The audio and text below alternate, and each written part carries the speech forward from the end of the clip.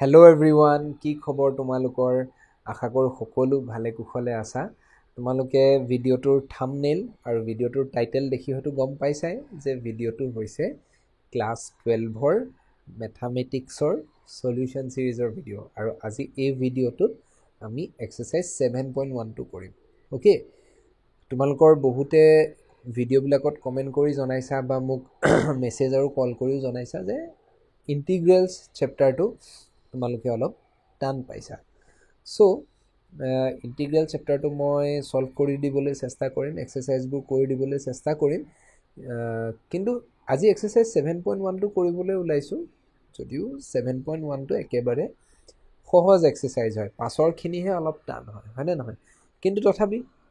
ফৰ্মেলিটিৰ কাৰণে প্ৰথমৰ পৰা আৰম্ভ কৰিছোঁ, নহয় নাই? 7.5, 7.6 ফটককৈ এটা উলিয়াই লোৱাতকৈ বেয়া দেখি, গতিকে আমি 7.1ৰ পৰা আৰম্ভ কৰোঁ বুলি ভাবিছোঁ। So' without any delay let's get started. So' exercise 7.12 মই মেলি লৈছোঁ, কিন্তু এক্সাৰচাইজটো কৰাৰ আগতে তোমালোকক এটা কথা কৈ লওঁ যে এই ভিডিঅ'টো চোৱাৰ আগত এক্সাৰচাইজ 7.1ৰ আগত যিখিনি থিয়ৰী দিয়া আছে সেই থিয়ৰীখিনি তোমালোকে ভালকৈ পঢ়ি ল'বা। প্ৰথম দায়িত্ব দেই, ভালকৈ পঢ়ি ল'বা, থৰলি পঢ়ি ল'বা, কিবা বুজি নাপালে ক্লিয়াৰ হৈ ল'বা, এক্সাম্পলবিলাক ভালকৈ কৰিবা। দ্বিতীয়তে এক্সাৰচাইজখিনি নিজে কৰিবলৈ চেষ্টা কৰিবা, নিজে এবাৰ ট্ৰাই কৰিবা, এবাৰ দুবাৰ তিনিবাৰ চাৰিবাৰ ট্ৰাই কৰিবা। তাৰ পাছতো যদি দেখিছা যে পাৰা নাই, নহৈছে তোমালোকৰ দ্বাৰা, তেন্তেহে এই ভিডিঅ'টো চাবা। আদাৰৱাইজ কিন্তু এই ভিডিঅ'টোৰ সহায় নল'বা দেই। লাগিলে মোৰ ভিউজ নাহক, কথা নাই, কিন্তু তোমালোকৰ ক্ষতি হ'ব নালাগে। তোমালোকে প্ৰথমতে এই ভিডিঅ'টোৰ ওপৰত আহি পেলাই ডিপেণ্ডেণ্ট নহ'বা, প্ৰথমতে নিজে ট্ৰাই কৰিবা, ঠিক আছে? তাৰ পাছতো যদি নোৱাৰা তেনেহ'লে মষ্ট ৱেলকাম, ঠিক আছে? আৰু কোনোবাই যদি কিবা বুজি নোপোৱা তেন্তে কমেণ্ট বক্সত ধুনীয়াকৈ সুধিবা, ঠিক আছে? চ'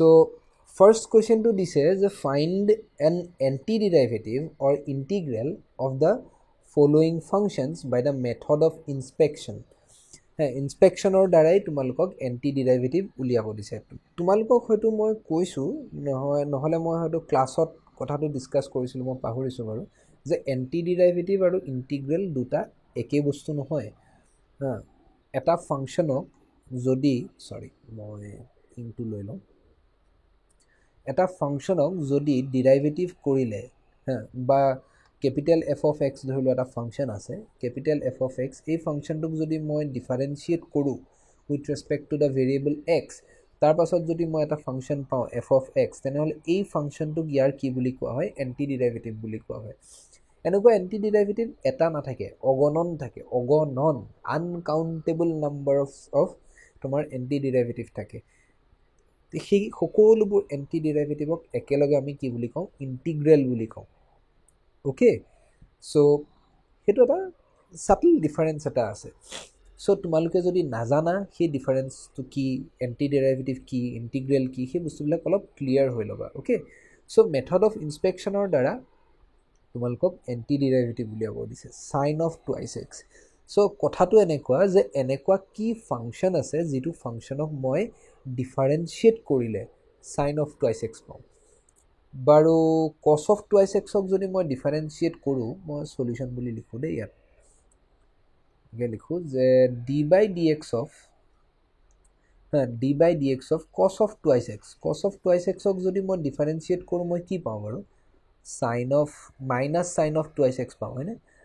minus sine of twice x, কিন্তু আকৌ এই টুৱাইচ এক্সক আকৌ ডিফাৰেঞ্চিয়েট কৰিব লাগিব, হয়নে নহয়? চেইন ৰুল, গতিকে সন্মুখত 2 এটা আহিব, মাইনাছ 2 চাইন টুৱাইচ এক্স আহি যাব। কিন্তু মোক দিয়া আছে চাইন টুৱাইচ এক্স। যিহেতু চাইন টুৱাইচ এক্স দিয়া আছে, তেন্তে মই এইপিনে ৰাইট হেণ্ড চাইডে চাইন টুৱাইচ এক্স পাব লাগিব, গতিকে মাইনাছ 2টো মই এইপিনে লৈ যাওঁচোন। মাইনাছ 2টো এইপিনে লৈ গ'লে ডিভাইডেড বাই মাইনাছ 2 হৈ যাব, তাৰমানে cos of twice x divided by minus 2, cos of twice x divided by minus 2। এই ফাংচনটোক যদি মই ডিফাৰেঞ্চিয়েট কৰোঁ, তেনেহ'লে মই কি পাই যাম? চাইন অফ টুৱাইচ এক্স পাই যাম, হয়নে নহয়? চ' কথাখিনি, এই গোটেই কথাখিনি মই এইদৰে লিখিব পাৰোঁ, signs d by dx of minus 1/2 cos of twice x is equal to sine of twice x. Okay, therefore কি বুলি লিখো, therefore minus 1/2 cos of twice x is an antiderivative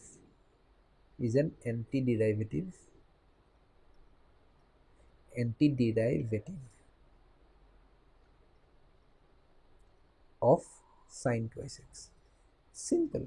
একদম simple কথা. ওকে, এইদৰে লিখি দিলে হৈ গ'ল. তোমালোকে হয়তো পাৰাই এই কুৱেশ্যনটো একেবাৰে সহজ কুৱেশ্যন, তোমালোকে আশা কৰোঁ এই কুৱেশ্যনটো নিজেই কৰিব পাৰিবা, মোৰ সহায়ৰ প্ৰয়োজন নহয় তোমালোকৰ, আশা কৰিছোঁ. ঠিক আছে, নেক্সট কুৱেশ্যনটো চোৱা, cos of thrice x. cos of thrice x ৰ এটা এণ্টি ডেৰিভেটিভ আমি উলিয়াব লাগে. ঠিক আছে, আগৰ দৰেই আৰম্ভ কৰোঁ. সিন্স, এইদৰে লিখোঁ, সিন্স d/dx এটা এনেকুৱা কি ফাংচন আছে যাক ডিফাৰেঞ্চিয়েট কৰিলে তুমি cos of thrice x পোৱা. আমি জানো যে sin of thrice x-ক যদি ডিফাৰেঞ্চিয়েট কৰোঁ তেনেহ'লে আমি পাওঁ তোমাৰ cos of thrice x, সন্মুখত 3 এটা আহি যাব, হয়নে নহয়? কিন্তু এইপিনে 3 আহিলে নহ'ব, 3টো তেন্তে মই এইপিনে লৈ আনো 1/3.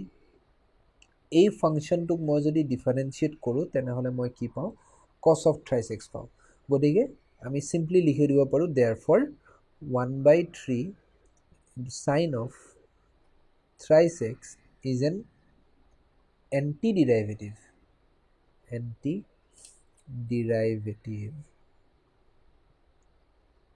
of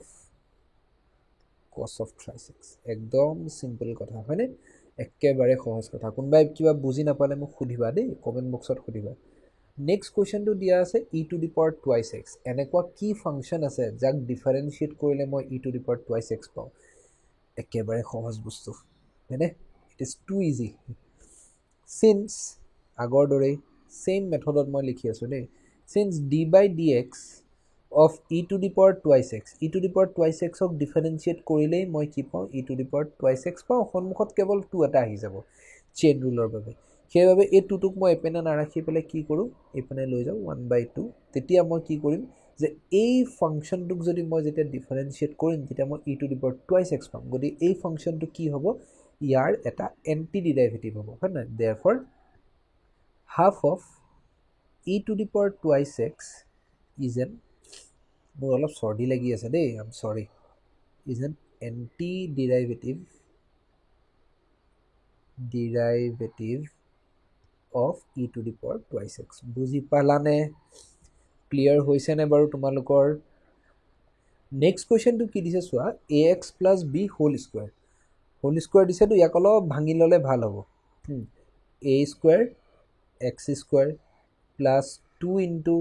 abx + b², অলপ ভাঙি ল'লে ভাল হ'ব. ঠিক আছে, চ' এইটো যদি এনেকৈ ভাঙি লওঁ তেন্তে মোৰ প্ৰশ্নটো হ'ল যে এনেকুৱা কি ফাংচন আছে যাক ডিফাৰেঞ্চিয়েট কৰিলে মই এই ফাংচনটো পাওঁ. আগৰ দৰে মই লিখোঁ সিন্স, বা সলিউশ্যন বুলি লিখি লওঁ ৰ'বা. সলিউশ্যনটো একচুৱেলি অলপ ওপৰৰ পৰাই লিখিব পাৰোঁ আৰু. ঠিক আছে, সিন্স d/dx of, চাবা দেই এটা এটাকৈ চাই যাওঁ. এনেকুৱা কি ফাংচন আছে যাক ডিফাৰেঞ্চিয়েট কৰিলে মই এই বস্তুটো পাম, a² কি বুলি লিখোঁ এতিয়া, a² লাগিবই, তাৰপিছত x³ লাগিব. ইয়াক যদি মই ডিফাৰেঞ্চিয়েট কৰোঁ মই কি পাম, 3 × a² x² পাম, হয়নে নহয়? কিন্তু 3টো থাকিলে নহ'ব, গতিকে 1/3টো এইপিনে আহি যাব লাগিব. চ' এনেকুৱা এটা 1 বা a²/3 বুলি লিখোঁ এইটো দেই, a²/3 বুলি কোফিচিয়েণ্টটো লিখি দিওঁ, a²/3. ইয়াক ডিফাৰেঞ্চিয়েট কৰিলে মই ফাৰ্ষ্ট টাৰ্মটো পাম. অ'কে, নেক্সট এই টাৰ্মটো পাব লাগিব এতিয়া, 2 × abx. এতিয়া এই টাৰ্মটো পাবৰ কাৰণে মই কাক ডিফাৰেঞ্চিয়েট কৰিম, abx². এই বস্তুটোক যদি মই ডিফাৰেঞ্চিয়েট কৰোঁ অবভিয়াছলি 2 × ab × x, এই বস্তুটো পাই যাম, হয় নহয়? গতিকে কি হ'ব, +abx². বুজি পাই আছানে বাৰু তোমালোকে? কিবা বুজি নাপালে ক'বা দেই. abx². তাৰ পাছত বি স্কোয়াৰ আছে কাক ডিফাৰেঞ্চিয়েট কৰিলে আমি বি স্কোয়াৰ পাম এইটো এটা কনষ্টেণ্ট কোৱান্টিটি হয় না এইটো একেবাৰে সহজ বি স্কোয়াৰ এক্স একদম সিম্পল কথা এই বস্তুটোক যদি মই ডিফাৰেঞ্চিয়েট কৰি দিওঁ সিম্পলি বি স্কোয়াৰ থাকিব গতিকে এই গোটেই ফাংচনটোক যদি মই ডিফাৰেঞ্চিয়েট কৰোঁ তেন্তে মই কি পাম a square x square plus 2 into a b x plus b square এইটো পাম হয়নে পামনে বাৰু এবাৰ ফটককৈ চাই লওঁ পাম দিয়া এ স্কোয়াৰ পাম therefore a square by 3 x cube plus ab x square plus b square x is an antiderivative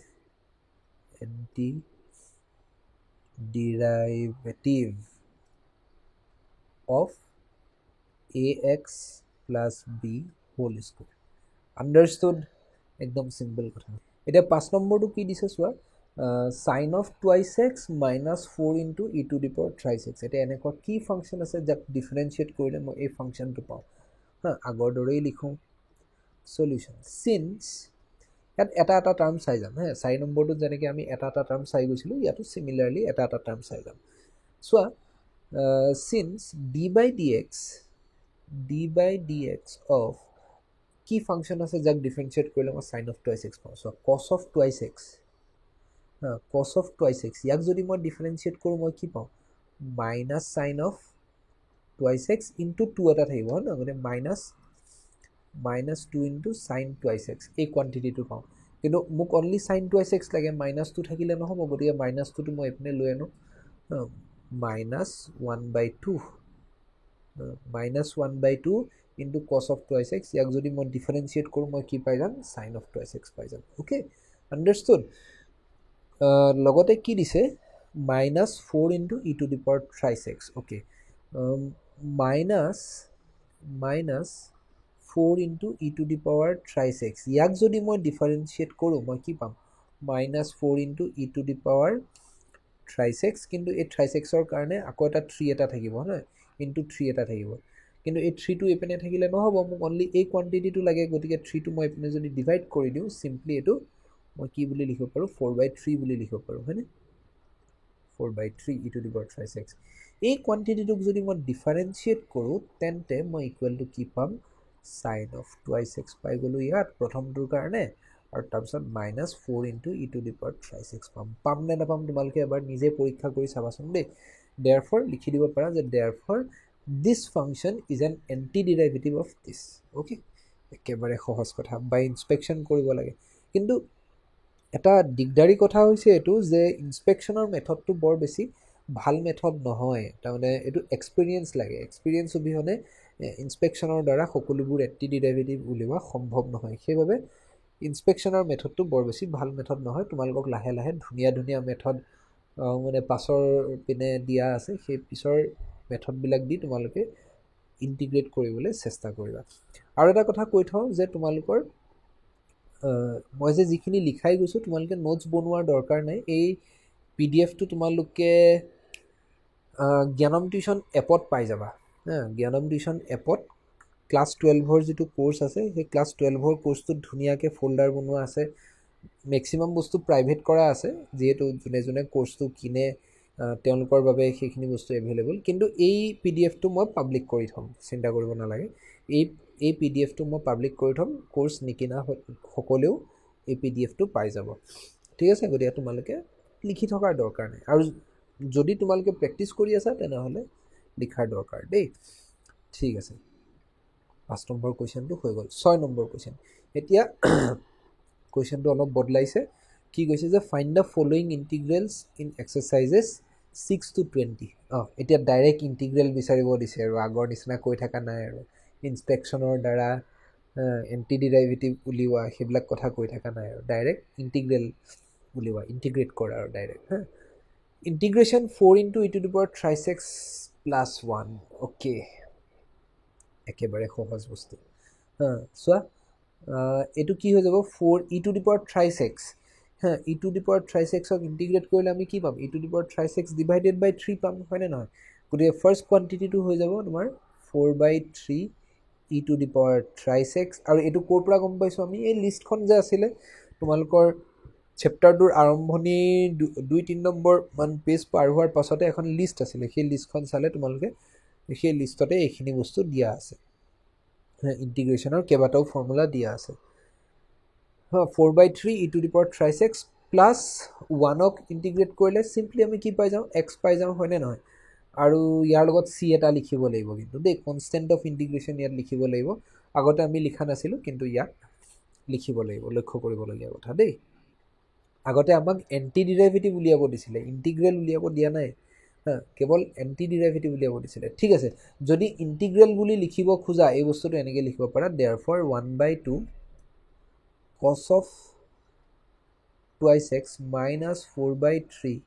into e to the power thrice x plus c is the integral এনেকৈ লিখিব পাৰা is the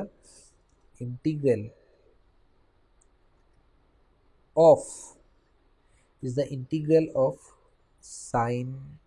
twice x minus 4 into e to the power thrice x okay এই কথাটো লিখিব পাৰা যদি কিন্তু ইয়াত যদি এন্টি ডেৰিভেটিভ বুলি লিখা তেনহলে is an anti derivative বুলি লিখিব লাগিব কিন্তু এটা এন্টি ডেৰিভেটিভ হয় তেতিয়া আমি c টো মেনশন নকৰো যদি এন্টি ডেৰিভেটিভ লিখো যদি ইন্টিগ্ৰেল বুলি লিখো তেনহলে কিন্তু কনস্ট্যান্ট অফ ইন্টিগ্ৰেশন টো মেনশন কৰিব লাগিব ওকে 6 নম্বৰ হৈ গল একেবাৰে সহজ বস্তু 7 নম্বৰটো কি দিছে integration x square into 1 minus 1 by x square ঠিক আছে ইয়াক অলপ ভাঙি ললে বস্তুখিনি সুবিধা হ'ব integration x square minus x square cancel out minus 1 হৈ যাব হয়নে x square minus 1 into dx কিমান সহজ দেখিবলৈ কিমান কমপ্লিকেটেড কৰি দিছিলে ন ইয়াত এতিয়া x square ক ইন্টিগ্ৰেট কৰিলে আমি জানো কিমান পাম x cube by 3 আৰু ইয়াক ইন্টিগ্ৰেট কৰিলে আমি কিমান পাম -x লগতে + c এটা দিলে কিমান সহজ বস্তু হয় না x cube by 3 - x + c কেবাৰে সহজ কিবা বুজি নাপালে কমেন্ট বক্সত জনাবা দেই নেক্সট আহিলে 8 নম্বৰ কোৱেশ্চনত কি দিছে বা এটো এটা জেনাৰেল কোৱাড্ৰেটিক ফৰ্ম এটা দি দিছে ax² + bx + c * dx ঠিক আছে ইয়াক যদি মই ইন্টিগ্ৰেট কৰি দিও তেনহলে কি পাম এটো পাম মই a/3 আহিব হয় নহয় মই কৰবাত কিবা ভুলু কৰিব পাৰো দেই ভুল কৰিলেও মোক শুধৰাই দিবা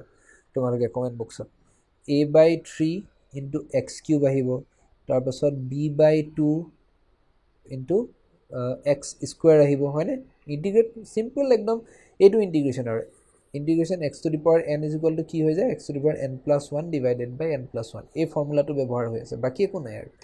মানে এই ফৰ্মুলাটো ব্যৱহাৰ কৰি পেলাই আমি সব কাম কৰি আছো এতিয়া লৈকে সো ax² ক ইন্টিগ্ৰেট কৰিলে কি হৈ যাব a into x³ by 3 সেই 3 টো মই অলপ আগলৈ লিখিছো কোএফিচিয়েন্ট হিচাপে লিখিছো b into x ক ইন্টিগ্ৰেট কৰিলে কি হৈ যাব b into x² divided by 2 2 টোক মই আগলৈ লৈ আনিছো কোএফিচিয়েন্ট হিচাপে আৰু x² বুলি এনেকৈ লিখিছো আৰু c কনস্ট্যান্ট হয় গতিকে সিম্পলি cx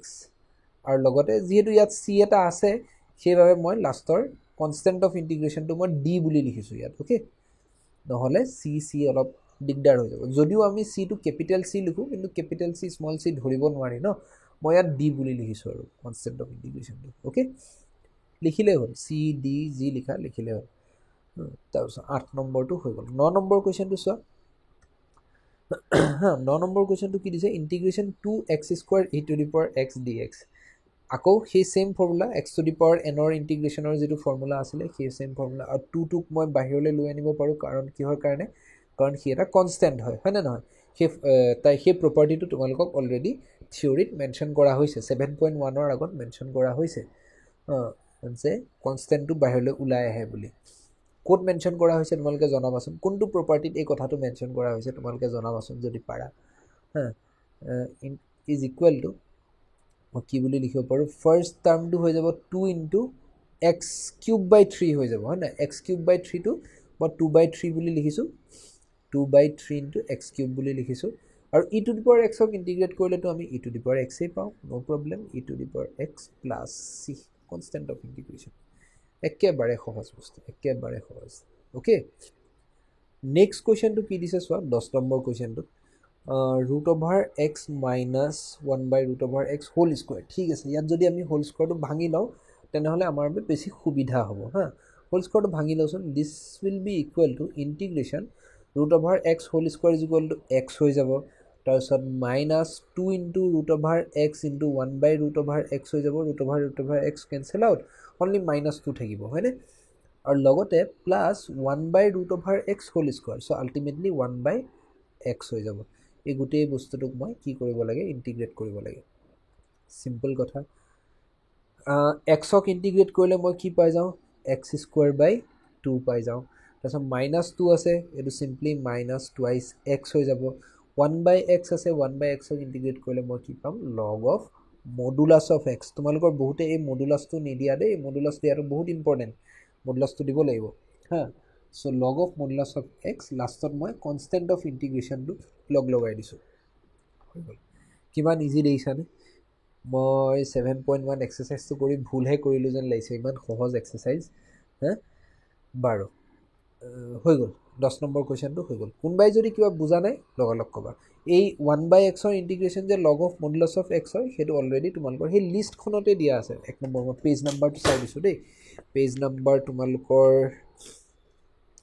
পেজ নাম্বাৰ 291ত আছে 290 আৰু 291ত যিখন তোমালোকৰ লিষ্ট এখন দিয়া আছে সেই লিষ্টখন তোমালোকে চাই ল'বা অ'কে সেই লিষ্টখনতে গোটেই ফৰ্মুলাবিলাক দিয়া আছে তাৰপিছত 11 নম্বৰটো কি দিছে x cube plus 5x square minus divided by x square okay x square দি আমি ডিভাইড কৰি দিওঁ বস্তুখিনি সহজ হৈ যাব এক্স স্কোৱাৰ দি ডিভাইড কৰি দিলে x cube divided by x square is equal to simply x আহিব তাৰপিছত 5x square divided by x square simply 5 আহিব minus 4 divided by x square তাৰমানে minus 4 into x to the power minus 2 এনেকুৱা আহি যাব হয়নে x to the power minus 2 বুলি লিখিছোঁ into d x with respect to x মই integrate কৰিব লাগে অ'কে এতিয়া এক্সক যদি মই ইণ্টিগ্ৰেট কৰোঁ কি হৈ যাব x to the power 1 plus 1 divided by মই ভাঙি পাতি লিখা নাছিলোঁ ইমান সময় এইটোত ভাঙি পাতি লিখিছোঁ দিয়া x to the power 1 plus 1 divided by 1 plus 1 তাৰপিছত প্লাছ 5 ইণ্টু কি হ'ব x to the power 0 plus 1 divided by 0 plus 1 এইটো লিখাটো মানে লাজৰ কথা আৰু এনেকৈ লিখাটো হয়নে ভাল নালাগে এনেকৈ লিখিবলৈ তাৰপিছত minus 4 into x to the power minus 2 plus 1 divided by minus 2 plus 1 plus c হয় ন this is equal to x square by 2 plus 5 into x তাৰপিছত এইটো minus 2 plus 1 is equal to minus 1 হৈ যাব তো মাইনাছ 1 হৈ গ'লে মাইনাছে মাইনাছে এইটো প্লাছ হৈ গ'ল 4 into x to the power কি হৈ যাব minus 2 plus 1 x to the power minus 1 plus C okay এইটো 4 into x to the power minus 1 নিলিখি পেলাই চিম্পলি 4 বাই এক্স বুলিও লিখিব পাৰা তোমালোকে যদি ইচ্ছা কৰা অ'কে এইদৰে লিখিলে হৈ গ'ল 11 নম্বৰ ইজ কমপ্লিট 12 নম্বৰ কুৱেশ্যনটো চাওঁ 12 নম্বৰ কুৱেশ্যনটো অলমষ্ট চিমিলাৰ কুৱেশ্যন হয় এইটো তলত ৰুট অভাৰ এক্স আছে ৰুট অভাৰ এক্স মানে কি x to the power 1 by 2 চবৰ পৰা ইয়াৰ পৰা x to the power 1 by 2 এটা মাইনাছ কৰি গৈ থাকে ইণ্টিগ্ৰেশ্যন 3 টু দি পাৱাৰ কি হৈ যাব এক্স টু দি পাৱাৰ কি হৈ যাব 3 মাইনাছ 1 বাই 2 হয় নহয় ৰুট অভাৰ এক্সেৰে যদি ডিভাইড কৰি দিয়া তুমি 3 মাইনাছ 1 বাই 2 হৈ যাব plus 3 into x to the power 1 minus 1 by 2 তাৰপিছত plus 4 into x to the power minus 1 by 2 হৈ যাব এইটো হয়নে simple whole into d x তাৰমানে আল্টিমেটলি মই কাক ইণ্টিগ্ৰেট কৰিব লাগে x to the power 3 minus 1 by 2 মানে হৈছে 5 বাই 2 তাৰপাছত এইটো হৈ গ'ল 3 into x to the power 1 by 2 আৰু লাষ্টত আহিলে 4 into x to the power minus 1 by 2 এই গোটেই বস্তুখিনিক মই ইণ্টিগ্ৰেট কৰিব লাগে with respect to x okay এতিয়া ইণ্টিগ্ৰেট কৰি দিলে মই কিমান পাম x to the power 5 by 2 plus 1 তাৰমানে 5 6 7 x to the power 7 by 2 পাই যাম হয়নে নহয় বাৰু x to the power 7 by 2 divided by 7 by 2 তাৰপিছত plus 3 into x to the power 3 by 2 হৈ যাব ডিভাইডেড বাই 3 বাই 2 আৰু লাষ্টত plus 4 x to the power 1 by 2 হৈ যাব minus 1 by 2 plus 1 is equal to 1 by 2 হৈ যাব আৰু তলতো 1 বাই 2 হৈ যাব হয় নহয় লাষ্টত আমি চি এটা এড কৰি দিম অলপ যদি এইখিনিক চিম্প্লিফাই কৰি লিখোঁ এইটো ওপৰত 7/2 টো যদি ধুনীয়াকৈ লিখোঁ এইটো হৈ যাব 2/7 into x to the power 7/2 হয়নে তাৰপাছত এইটো হৈ যাব তোমাৰ 3 কেঞ্চেল আউট যাব 2 ওপৰলৈ উঠি যাব 2 into x to the power 3/2 আৰু 1/2 আছে 2 ওপৰলৈ গুচি যাব 4 দুগুণে 8 x to the power 1/2 plus c. This is the answer. This is the answer. বা এনেকেও লিখিব পাৰা যে বা হ'ব এনেকৈ থৈ দিলে হ'ব নো প্ৰব্লেম এনেকৈ থৈ দিলে হ'ব এইটোৱে বেছি ভাল লিখিছে আকৌ √(x) লিখি থকাটো ভাল নেদেখিব মানে মই কোনটোৰ কথা কৈছিলোঁ এনেকেও লিখিব পাৰা আৰু তোমালোকে যে 2/7 into √(x) whole to the power 7 তাৰপাছত plus 2 into √(x) whole cube এইদৰে লিখিব পাৰা plus 8 into √(x) plus c এইদৰে লিখিব পাৰা আদাৰৱাইজ নিলিখিলেও চলিব অ'কে এতিয়া নেক্সট কুৱেশ্যনটো কি দিছে কুৱেশ্যন নম্বৰ 13 ওপৰত আছে x³ minus x² plus x minus 1 divided by x minus 1 okay ওপৰত x মাইনাছ 1 এটা ওলাব চাবা ফেক্টৰ হিচাপে ওলাব চোৱাচোন ওপৰত মই যদি ইয়াত x² কমন লৈ লওঁ x² কমন ল'লে ইয়াত আহিব x minus 1 plus x minus 1 হয়নে নহয় divided by x minus 1 into dx so' x minus 1 factor এটা কমন আহিলে হয়নে নহয় ওপৰত কি থাকিব বা এনেকৈও ভাবিব পাৰা যে x minus 1 cancel out x² থাকিলে আকৌ x মাইনাছ 1 কেঞ্চেল আউট 1 থাকিলে কিমান সহজ হৈ গ'ল ন কিমান কমপ্লিকেটেড কৰি দিয়ে সাধাৰণ কামটো চ' ইণ্টিগ্ৰেশ্যন x² আছে গতিকে x³/3 আহিব প্লাছ x আহিব প্লাছ c কিমান সহজ একেবাৰে সহজ 13 নম্বৰটো নেক্সট চাওঁ 14 নম্বৰটো দিছে 1 মাইনাছ x ইনটু √(x) ভাঙি দিয়া বস্তুটোক ডিষ্ট্ৰিবিউট কৰি দিয়া ডিষ্ট্ৰিবিউট কৰিলে কেনেকুৱা হৈ যাব √(x) হৈ যাব √(x) মানে x টু দি পাৱাৰ 1/2 বুলি লিখা আৰু এইটো হৈ যাব minus x into √(x) equal to x to the power 3/2 হৈ যাব হয়নে নহয় চিম্পল কথা হোল ইনটু dx বুজি পাইছানে এতিয়া ইয়াক ইণ্টিগ্ৰেট কৰিলে কি হৈ যাব x to the power 1/2 plus 1 divided by 1/2 plus 1 minus x to the power 3/2 plus 1 divided by 3/2 plus 1 plus c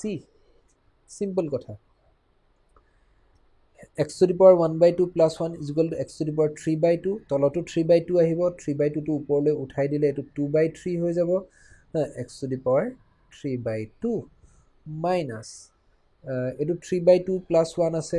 এইটো হৈ যাব তোমাৰ 5/2 5/2 টো ওপৰলৈ উঠাই দিলে হৈ যাব 2/5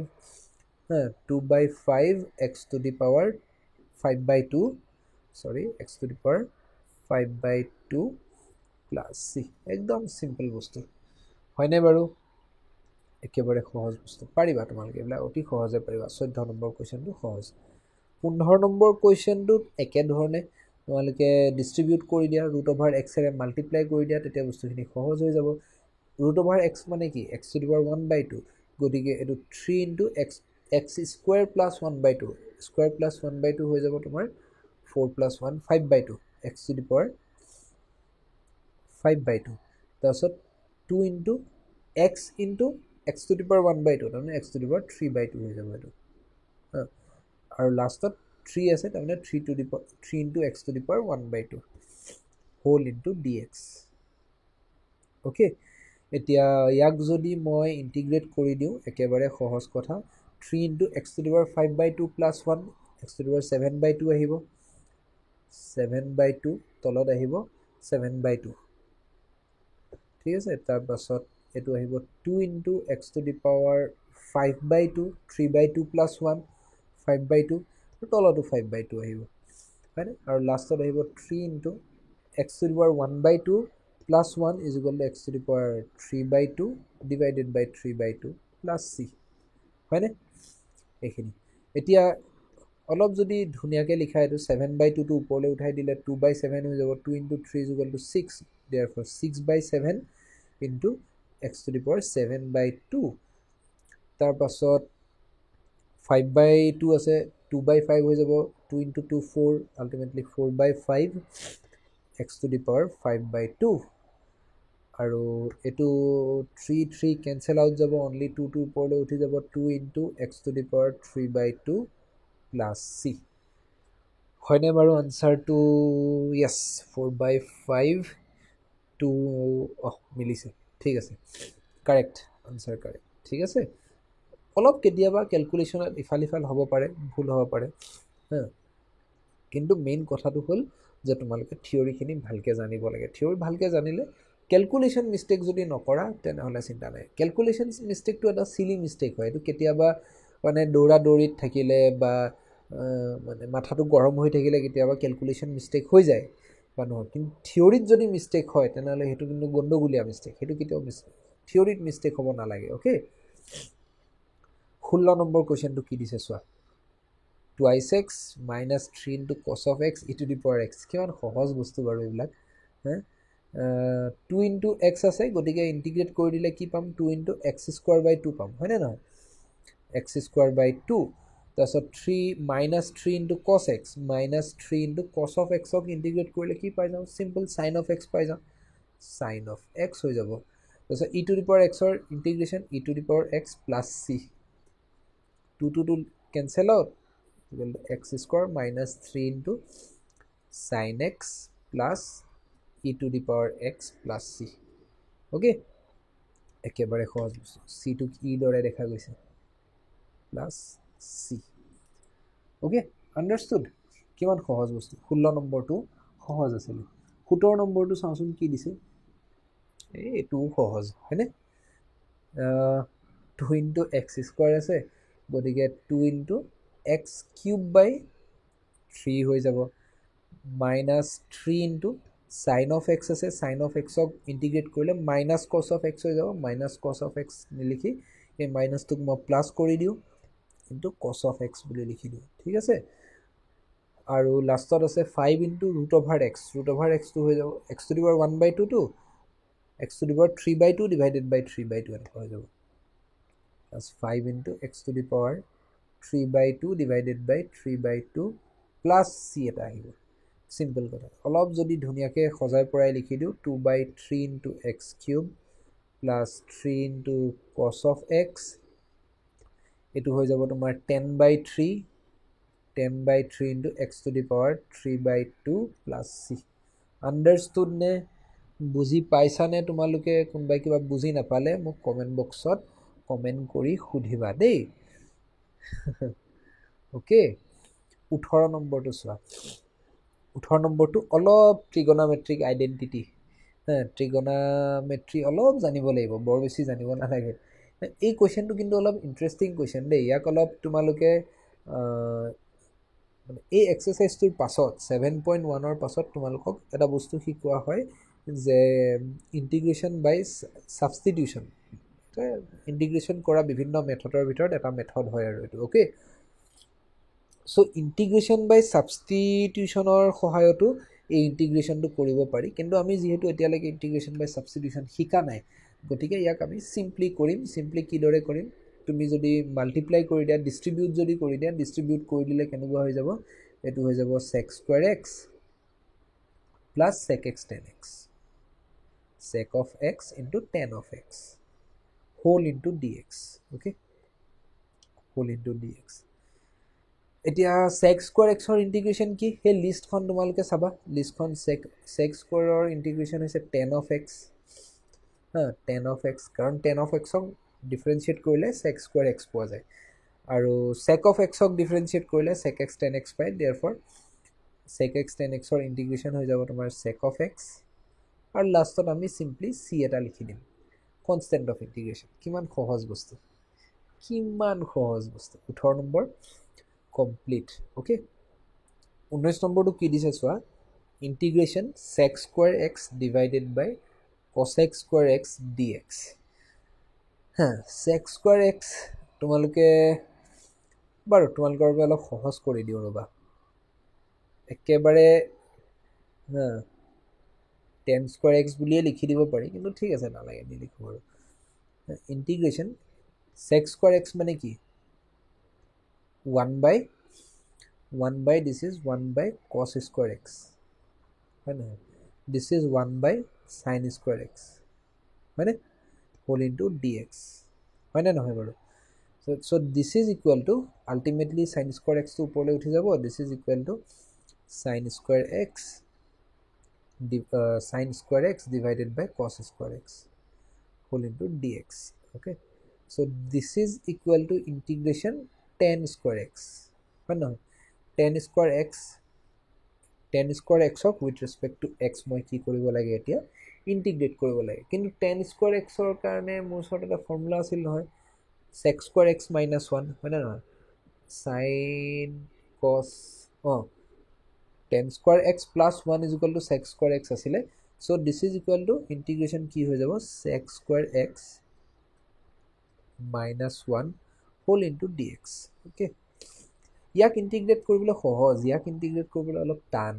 না yak integrate koribole সহজ কিহৰ কাৰণে সহজ কাৰণ sec square ৰ integration মই জানো sec square ৰ integration is tan of x হয় না নহয় minus 1 ৰ integration মই জানো minus 1 ৰ integration is minus x লগতে প্লাস c এটা লগ লগাই দিলে হ'ল কনস্ট্যান্ট অফ ইন্টিগ্রেশন বুজি পালানে ইয়াত মেইন কাম হৈছে ইয়াত ইন্টিগ্ৰেশনৰ থিওৰি জানাৰ দৰকাৰ নাই ইন্টিগ্ৰেশনৰ থিওৰি কেৱল এই sec square x ইয়াত এই লাষ্টৰ লাইনটোতে ব্যৱহাৰ হৈছে এইখিনিত গুটেইখিনি ত্ৰিগোনোমেট্ৰি ব্যৱহাৰ হৈছে গতিকে ইন্টিগ্ৰেশন পাৰিবৰ বাবে তোমালোকে ত্ৰিগোনোমেট্ৰিও ভালকে পাৰিব লাগিব দেই ত্ৰিগোনোমেট্ৰি খিনি ভালকে পঢ়ি লবা 19 নম্বৰ কোৱেশ্চন হৈ গল 20 নম্বৰ কোৱেশ্চনটো কি দিছে 2 minus 3 into sin of x divided by cos square x dx okay cos square x ৰে ডিভাইড কৰি দিয়াছোন কি হয় দেখা যাওক cos square x ৰে যদি মই ডিভাইড কৰি দিও এটো হৈ যাব ইন্টিগ্ৰেশন 2 into sec square x হৈ যাব হয়নে প্ৰথমটো হৈ যাব এটো তাৰ পাছত sin of x divided by cos square x তোমালোকে ভালকে চোৱা sin of x divided by cos square x এনেকুৱা টাৰ্ম এটা আহিব আগত 3 এটা থাকিব 3 টোক বাৰু মই এতিয়া গুৰুত্ব দিয়া নাই sin of x divided by cos square x এক মই কি বুলি লিখিব পাৰো sin of x divided by cos of x into 1 by cos of x বুলি লিখিব পাৰো হয়নে বুজি পাইছানে this is equal to ultimately tan x into sec of x হয় না ইয়াক মই কি বুলি লিখিব পাৰো sec of x into tan x বুলি লিখিব পাৰো okay so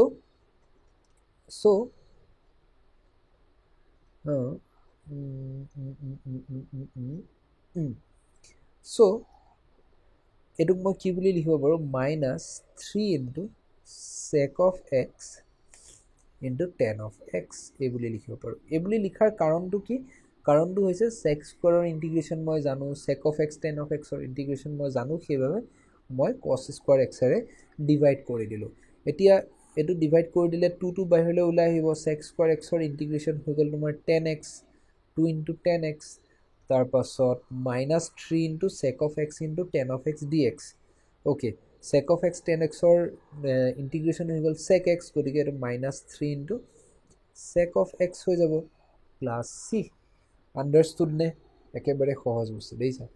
মেইন মানে তোমালকে লক্ষ্য কৰি চাব লাগিব যে এই 20 নম্বৰ কোৱেশ্চনটোত অলপ লক্ষ্য কৰি চালে তোমালকে দেখা পাবা যে cos square x ৰে যদি মই ডিভাইড কৰি দিও ওপৰৰ কোৱান্টিটিটো গোটেই বস্তুখিনি সহজ হৈ পৰিব ষ্টুডেন্টৰ মেইন প্ৰবলেম কোট হৈ জানা এইটো ষ্টেপৰ পৰা এইটো ষ্টেপত আহোতে প্ৰবলেম হয় ইয়াৰ পৰা ইয়ালে আহোতে কিন্তু সহজ এইটো ষ্টেপৰ পৰা এইটো ষ্টেপ যাওতে